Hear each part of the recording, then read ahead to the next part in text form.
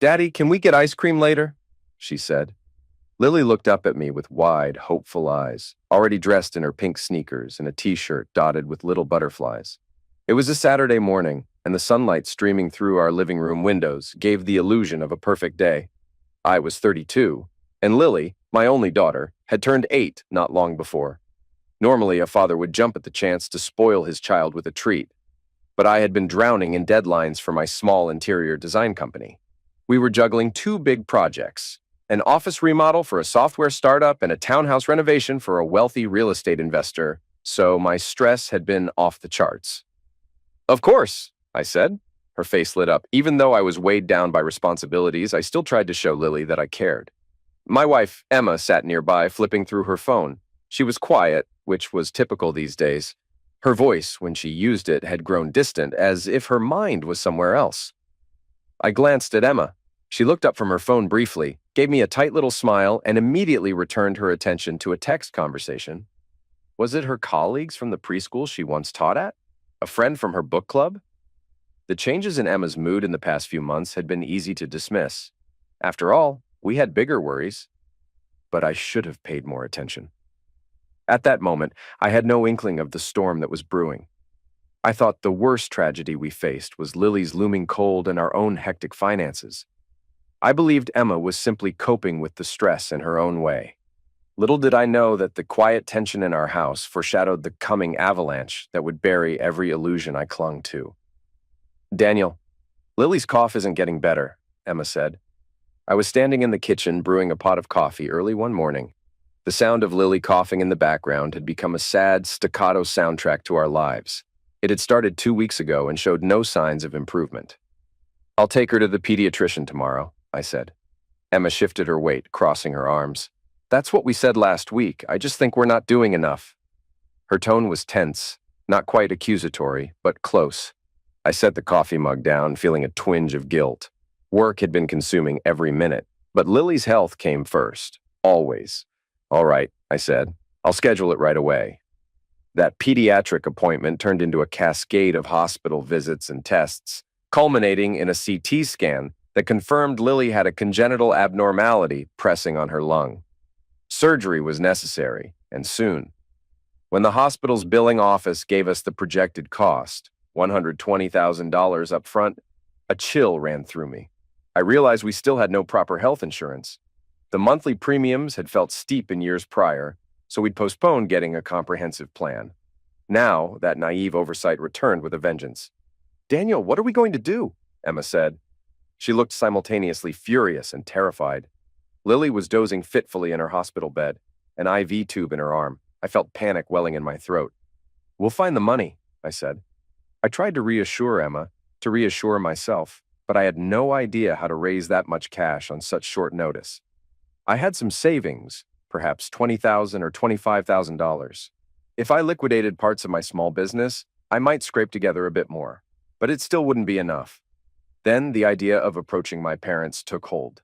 My parents, Martin and Linda, owned a well-known furniture store and had a decent reservoir of wealth, though it was often splurged on weekend parties, social events, and anything that elevated their status.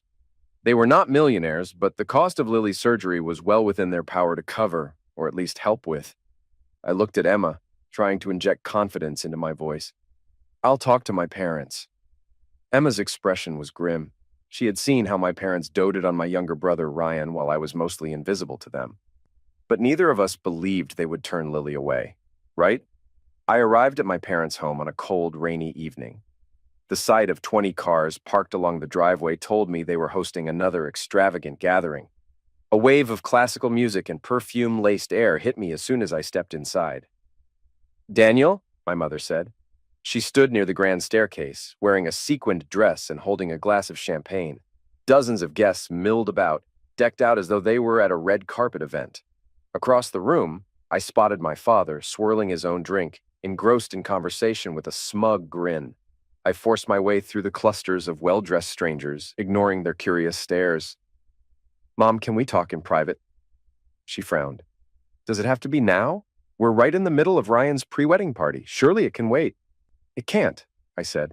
She gave me a look that could freeze a volcano. Then, with a stiff gesture, she led me to my father's study. a small refuge from the crowd. My father joined us a moment later, looking mildly annoyed. "What's so urgent, Daniel?" he said. I tried to steady my voice, but desperation crackled through it. "Lily is in the hospital. She needs immediate surgery for a lung problem. It's going to cost $120,000 up front." My mother took a slow sip of champagne, her eyes flicking over me with mild disapproval. "That's unfortunate, but right now, all our money is tied up in Ryan's wedding." "What do you mean, tied up?" I said. My father exhaled, checking his watch. "We've spent hundreds of thousands on the wedding. The venue, catering, everything. We're not about to reschedule. Everything's paid and non-refundable." I stared at them. "So you're telling me you can't help your own granddaughter? Lily could die if we don't get this surgery." My mother's expression soured. "Don't be so dramatic. It's a serious condition. But I'm sure there are payment plans or something. Ryan's wedding is next week, and we're hosting this party tonight. We can't exactly pull out of that at the last minute." Disbelief coursed through my veins. "Are you hearing yourselves? This is your granddaughter, and you're prioritizing a wedding reception?" "Daniel," my father said, "your timing is terrible. Couldn't you have been more responsible? Where's your insurance? Where are your own savings?" At that moment, Ryan entered, wearing a tailored suit and a self-satisfied smirk.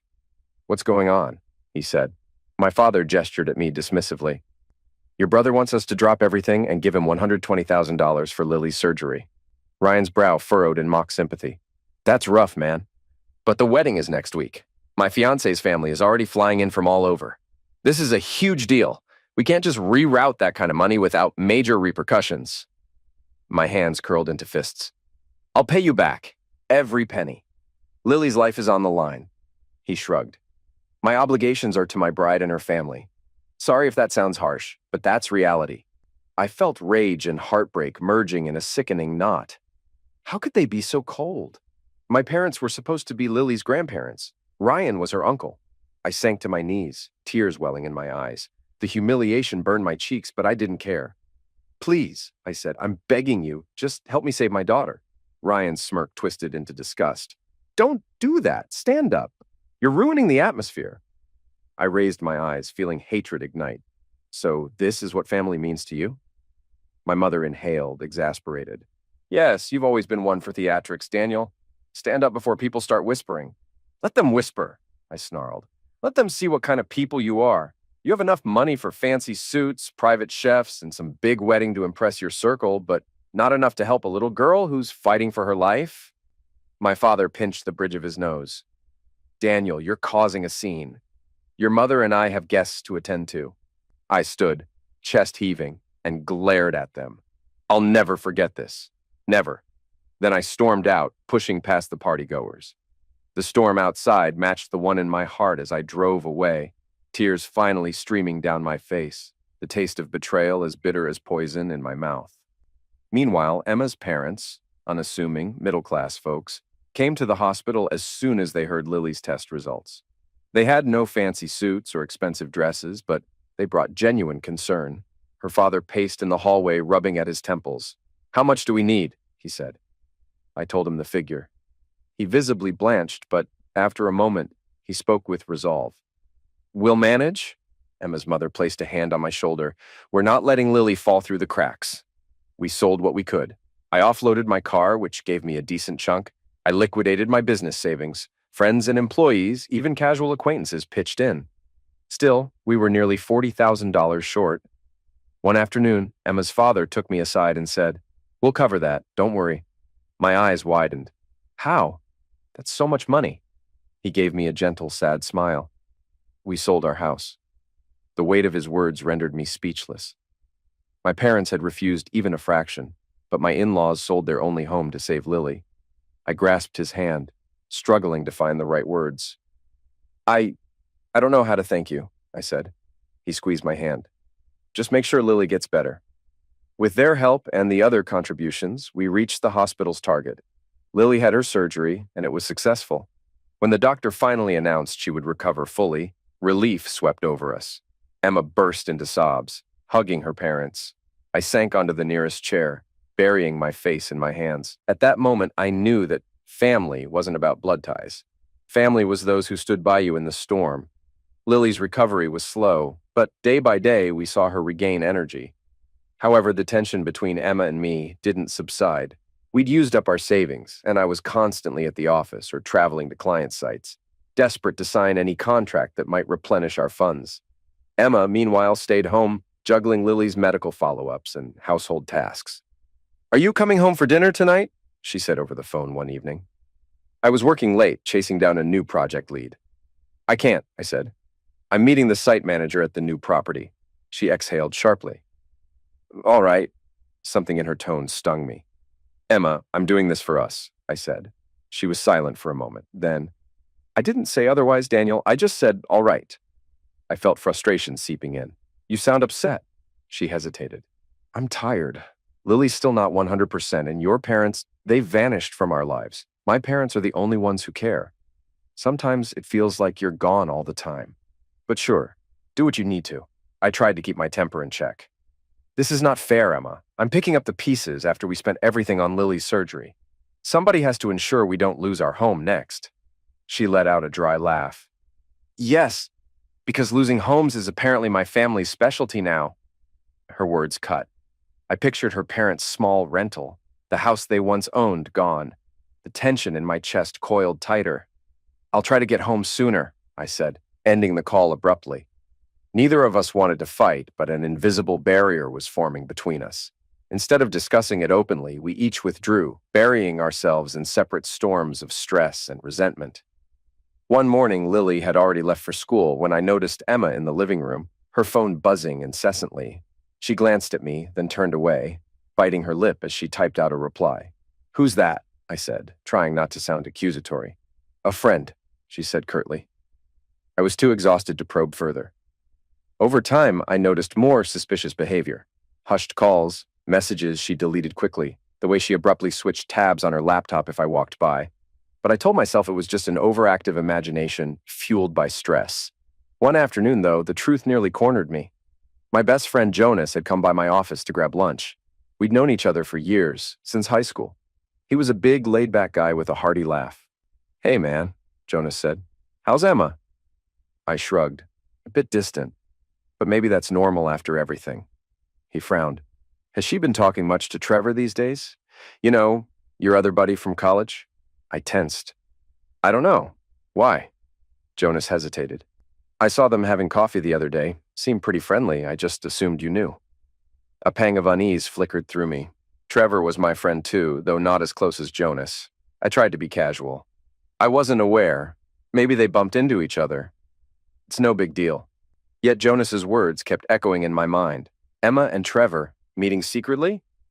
My stomach churned, but I shoved the doubt away. I had enough to worry about without conjuring up more nightmares. While my marriage frayed, my parents' empire began to collapse. Word got out that they had refused to help their own granddaughter. A local journalist heard rumors of the story, then published an article. The headline read, "Local entrepreneur's parents allegedly chose wedding party over granddaughter's life." It went viral on social media. Clients canceled deals with my parents' furniture store. Their once close friends avoided them, not wanting to be associated with such heartlessness. Ryan's wedding, ironically, turned into a fiasco as many guests refused to attend. The lavishness continued, but the prestige was gone. Every so often, I read a gossip piece about how my parents were monsters. People whispered that Ryan was an egotistical jerk who forced his brother to beg while sipping champagne. I felt no sympathy for them. Emma, however, was seething in her own way. One night, she threw a magazine onto the table, showing a piece about my parents' downfall. "Look at this," she said. "They act like your parents are the only evil in this story. But it's not just them. It's the entire messed up dynamic." I raised an eyebrow. "What do you mean by that?" She glared. "Why do you think I felt so alone, so unsupported? Your parents hate us, and you're always gone. My parents are the only ones who truly help. Meanwhile, you're off chasing your next contract while Lily needed you at home." Her harsh tone stunned me. "I'm doing this for us," I said, voice shaking. "You think I enjoy working like a dog, coming home only to find you giving me the cold shoulder?" She scoffed. "Better than no shoulder at all, right?" We stared at each other, the bitterness in the air thick enough to choke on. But neither of us said more. I retreated to the bedroom, slamming the door behind me. One morning, a few weeks later, I wrapped up a meeting early and decided to surprise Emma and Lily by coming home. Lily was at school. Emma should have been tidying up or reading, maybe cooking. As I turned the key in the lock, I heard noises, muffled laughter, a voice that definitely wasn't Emma's. I stepped inside quietly. My pulse pounded in my ears. The laughter grew louder. Then I recognized it. Trevor. A cold wave of dread hit me. I inched down the hallway toward the bedroom. The door was half open. Through the gap, I saw something that ignited a roaring fury in me. Trevor, half undressed, leaning over Emma, who was partially nude as well. They were tangled in our sheets, giggling like reckless teenagers. My vision went red. I pushed the door open with a forceful shove. Trevor and Emma froze. He stared at me, wide-eyed, clad only in boxers. Emma let out a strangled gasp. "What the hell? Daniel!" Trevor said. I didn't let him finish. I lunged at him, grabbing the collar of his shirt, my rage so blinding I barely remembered my own strength. He stumbled backward against the bed, arms flailing. I rained down furious shouts, not even coherent at first. "You bastard," I said. "In my house? In my bed?" Emma screamed, clutching a sheet around herself. "Daniel, wait." Trevor tried to speak, but I seized him by the leg and literally dragged him off the bed. He sprawled onto the floor with a heavy thump, knocking over a side table and lamp. Emma shrieked again, her voice cracking. In a wild fury, I yanked Trevor's boxers away, leaving him scrambling to cover himself. "Get out," I said. Trevor writhed, eyes wild with terror. "Daniel, calm down." I said, "Get out!" I stormed through the hallway, dragging him by the ankle as he yelped in pain and protest. My heart hammered a savage drumbeat. I kicked open the front door. Rain pelted the driveway, echoing the storm raging in my chest. "Put him down!" Emma shouted from behind me, clutching the sheet around her. "You're going to hurt him!" I yanked Trevor out onto the porch, half naked, water drenching his hair and body. He tried to stand, but I shoved him forward. He stumbled, nearly falling face first onto the wet concrete. "Touch my wife again," I said, voice trembling with rage, "and I'll kill you." He looked back, shivering in the rain, face contorted with shame and fear. He scrambled to gather his clothes from the threshold, then bolted, disappearing into the downpour. I whirled around to see Emma, standing barefoot in our living room, the sheet clutched so tightly that her knuckles were white. Her hair was disheveled, tears streaking her cheeks. "How could you?" I said, voice raw. "With him? In my own bed?" She trembled, tears mingling with fury. "And how could you treat me like I was invisible for the past year? You never asked how I felt, never looked at me like I mattered. All you cared about was your damn business." I clenched my fists, trying to stay in control. "Don't you dare blame me. I was working to pay the bills, to keep this house, to save Lily. And you do this?" She let out a hysterical laugh. "Yes, Lily. Who was saved by my parents, by the way, not yours. Not you alone, Daniel. You think you're a hero because you worked a few extra hours? I was emotionally alone day after day, dealing with your parents' hatred, your absence, my own guilt. Trevor listened to me. He was there." My voice rose to a roar. "So your solution was to jump into bed with him?" She glared, tears still cascading. "I told you I felt neglected. I told you I was breaking under the pressure, but you never heard me, too busy trying to prove something to the world after your parents humiliated you." I threw my arms up, almost laughing in disbelief. "You're justifying having sex with my friend because I was working late?" She pressed her lips together, defiance flashing in her eyes. "I'm not justifying anything. I'm telling you how it happened." A scalding silence stretched between us. The roar of rain outside was our only witness. Finally, I spat out the words that had been coiling in my gut. "You're disgusting," I said. "I want you out of here. Tonight." She wiped a hand across her eyes. "What about Lily?" "Lily deserves better than this," I said. "Pack your things, Emma." She opened her mouth to retort, but no sound emerged. After a moment, she spun on her heel, leaving me standing alone in the wreckage of our living room. My heart thundered. My breath came in ragged gasps, and I felt a nauseating mixture of heartbreak and rage. I had lost my wife the moment I discovered her betrayal. Now all that remained was a shattered household and a torrent of fury. Emma left that evening, though she demanded partial custody of Lily. I told her we'd figure it out once we cooled down.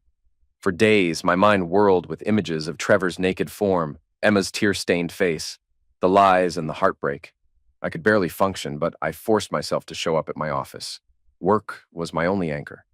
Jonas came by one evening, letting himself in with the spare key. He found me in the darkened living room, a half-empty bottle of whiskey at my feet. "Daniel," he said, "talk to me." I told him everything, from the moment I walked in on Emma with Trevor to the humiliating confrontation. Jonas's expression was grim.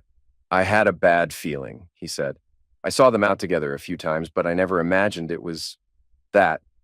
I couldn't muster any anger at Jonas. He was a good friend, oblivious to the extent of the betrayal. He's gone now, I said. He sat beside me in silence for a moment. Then, so what's next? I barked a bitter laugh. Divorce, I guess. I can't live with her after that. Jonas nodded slowly. She messed up big time. But are you sure that's the only option? Anger flared in me again, and I nearly kicked the whiskey bottle across the floor. What kind of question is that? She slept with my best friend. She lied to me. She humiliated me. How can there be any going back? Jonas sighed. I get it, man. I don't know. Lily's in the middle of this. Take some time to figure it out rationally. Don't do anything you'll regret. Rationality felt like a distant dream. All I had was heartbreak, betrayal, and the bitter memory of my parents' cruelty. Was I cursed to be surrounded by traitors? As if my life needed more chaos, my mother called a week later. Daniel, she said, we need your help. I gripped the phone, my voice cold. Funny, I needed yours not long ago. She let out a heavy sigh. We're about to lose the house. Business is down to almost nothing. Ryan's marriage fell apart and our finances are ruined. The bank wants $200,000 to stop the foreclosure. We have nowhere else to turn. My jaw tightened. And you think I'm some bottomless pit of money? You refused $120,000 for Lily's surgery, but now you want me to hand you $200,000? She started sobbing. I know, we were wrong, but you're the only one who can save us now. We're family. A short, humorless laugh escaped me. Family? Where was that family attitude when Lily was on the edge of death? She tried to speak, but I cut her off. Meet me at my office tomorrow, 2 p.m. sharp. I hung up, hurling the phone onto the couch. A strange calm settled over me, tinted with contempt. My parents had come crawling, the same parents who turned me away. Perhaps justice existed after all. They arrived at my office the next day, stepping in tentatively like frightened children. My father looked pale. My mother's eyes were red from crying. I led them into a conference room. Laid out on the table was a black suitcase, filled with $200,000 in cash that I had assembled. Over the years, my business had grown, ironically spurred on by the bitterness and rage fueling my ambition. My father's eyes flickered with greed and desperation at the sight of the money. My mother wrung her hands. We'll pay you back, she said. We promise. I snapped the suitcase shut. I don't want your promises. They both stared at me, confusion crossing their faces. My father cleared his throat. So, what do you want? I want you to take this money, I said, and never contact me again. Ever. Consider this the last scrap of mercy I have for you. You let me beg for Lily's life and refused me. Now I'm showing you exactly how much better I am than you. My mother's lip quivered. Daniel, we were arrogant. We made a mistake, but we love you. I shook my head slowly. No, you love your image. You love your parties. You love flaunting yourselves. If you truly loved me or Lily, we wouldn't be here right now. My father sagged in his chair, placing a trembling hand on the suitcase. We can fix this, son. I let out a mirthless chuckle. There's nothing left to fix. The day I knelt at your feet, begging for Lily's life, was the day you lost me. They tried to speak further, but I rose, gesturing to the door. Get out. My mother sobbed openly as she and my father clutched the suitcase and shuffled away. When the door closed behind them, I sank into my chair, exhaustion swallowing me whole. Triumph felt hollow. My parents were saved from homelessness, but I had no parents anymore. That evening, I got a call from Emma. She asked if she could come over to talk about Lily. She arrived wearing a simple sweater and jeans, looking drained. The tension in my chest flared. How's Lily? She said. She's fine, I said curtly. I picked her up from school. She's in her room, probably reading. Emma nodded. A long silence. Then she exhaled. Daniel, I'm sorry, she said. Sorry for everything I did. But I still want to be part of Lily's life. I studied her face. She was telling the truth. She looked genuinely regretful. But the memory of Trevor in my bed still burned behind my eyes. You can see her, I said. We'll work out a schedule. But we're done, Emma. No counseling, no second chances. She swallowed. I understand. Just try to remember that I was drowning too. Your parents hated us. You were never home. I felt like we were strangers. I'm not excusing what happened, but you need to see how neglected I felt. My anger flared again. You can't blame me for your choice to cheat. You had a dozen ways to handle this. Therapy, conversations, ultimatums, but jumping in bed with Trevor was your solution? She stared at the floor. I had no self-esteem left, Daniel. I know that doesn't erase anything. An uneasy hush fell. We were both drained by conflict and heartbreak. Finally, I gestured to Lily's room. She's in there, I said quietly. Go see her. Emma nodded, tears glistening in her eyes as she slipped down the hallway. I listened from a distance as Lily squealed with delight. Mommy! The innocence in Lily's voice was like a knife twisting in my gut. All the adult betrayals, the financial ruin, the emotional storms. Lily didn't deserve any of it. After that day, Emma and I communicated only about Lily. She settled into a small apartment across town, visited Lily on weekends, and occasionally took her overnight. I filed for divorce, my lawyer drafting the necessary papers. The process was unremarkable, overshadowed by the heartbreak that had already come to light. I toiled relentlessly at my interior design company, securing new clients, expanding the team. The bitterness that fueled me gradually gave way to a steadier determination. My in-laws, relieved that Lily was healthy, moved closer. One day, I surprised them by buying back the house they'd sold. I handed them the keys with trembling hands, voice filled with gratitude. You saved Lily's life, I said. This is the least I can do. Emma's father tried to refuse, tears in his eyes, but I insisted. Ultimately, they accepted, and I saw a rare smile light up their faces. Even with the marriage gone, they were still my family in spirit. Life moved on. Lily blossomed into a lively child, brimming with laughter, her medical scare becoming a distant memory. She loved visiting her grandparents, Emma's parents, and started forming new friendships at school. Every time I watched her laugh, I felt a flicker of hope. One afternoon, as I was reviewing new contract proposals at home, Lily walked up to me with curious eyes. Daddy, she said, why don't we ever see Grandma Linda and Grandpa Martin anymore? My heart skipped. I closed my folder, focusing on her. They're busy, I said. They have a different life now. She looked unconvinced. But we used to see them at parties. Did they do something bad? I hesitated. How could I explain their betrayal to a child who only understood that grandparents should love their grandchildren unconditionally? They weren't very nice when you got sick, I finally said. Maybe someday when you're older, I'll tell you more. She nodded solemnly, as though sensing it was a painful topic. Then she brightened. Okay, maybe we can see Grandma and Grandpa Spencer again soon? A small smile tugged at my lips. Sure. Days turned to weeks, weeks to months. My divorce was finalized. I was a single father, balancing work and home. Sometimes I caught myself glancing at wedding photos of Emma and me, or at pictures of Lily as a baby, taken when we were still a seemingly happy family. A pang of nostalgia would twist in my gut, but I knew that life was gone forever. Occasionally, Emma would text, "Can we talk about something?" she said. I'd respond with measured politeness, "Only if it's about Lily's schedule." She'd go silent then, probably realizing there was no bridging the chasm she'd created. I told myself I didn't miss her. Maybe that was true. Or maybe it was just easier to believe. Trevor, for his part, vanished from my life, presumably drowned by guilt and shame. People said he moved to another city, but I never cared to find out. At night, when all was quiet, I sometimes felt the weight of my decisions. Did I do the right thing, refusing any reconciliation with my parents or with Emma? Could I have tried harder to empathize with Emma's emotional state before she strayed? Was there a moment I missed that might have saved my marriage? The questions swirled, but they never found solid answers. And life went on day by day with Lily's laughter being my brightest beacon of hope. The story doesn't end in neat closure. My parents remain cut off, living in their newly saved house with a tattered reputation. Ryan is out there somewhere, presumably nursing his own resentments. Emma is building her life in parallel to mine, connected only by Lily, whom we both love fiercely. I am Daniel, the man who once believed family was a pillar of strength. Now I know that pillar can be built on shifting sand. Blood ties don't guarantee loyalty or compassion. Sometimes strangers, or in-laws, can save your world when your own flesh and blood would let it crumble. Yet, I don't regret giving my parents the money to save their house. It was an act of finality, severing any illusions that we could ever mend. Maybe one day they'll knock on my door again, tears in their eyes, reciting new apologies. Perhaps Emma will too, wanting to revisit the marriage that she destroyed. But some lines, once crossed, cannot be redrawn. Was I right to break these bonds for good? I ask myself sometimes. Could I have salvaged anything?